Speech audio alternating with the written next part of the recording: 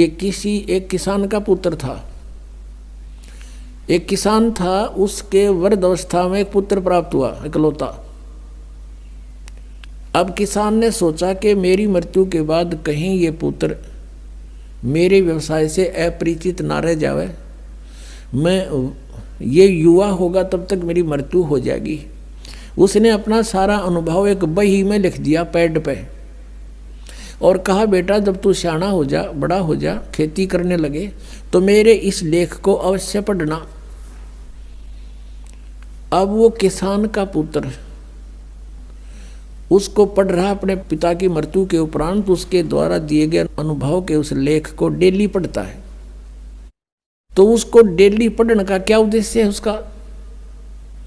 परमात्मा कहते हैं उसका उद्देश्य यही होगा ना कि उस जैसे पिताजी ने कहा वैसे बीज बोए, वही कणक बीजे, उसका उसी तरह उसी सीजन में उसकी बिजाई करे और उसी तरह समय समय पर उसमें सिंचाई करे।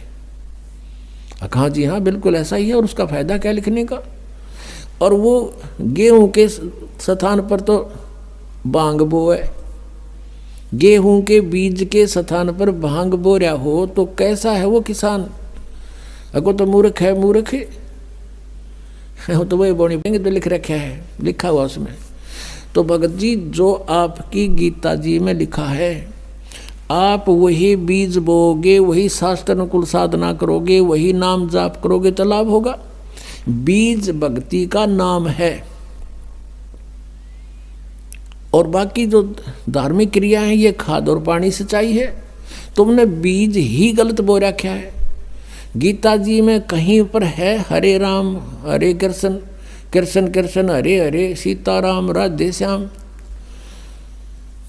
राधे राधे श्याम मिला दे, ओम नमः शिवाय, ओम भागवते वासुदेव नमः, है तेरी गीता जी में कहीं लिखा? नहीं। फिर तू इन रट्टा लाने लग रहा तो उस किसान के मूर्ख पुत्र से कम है?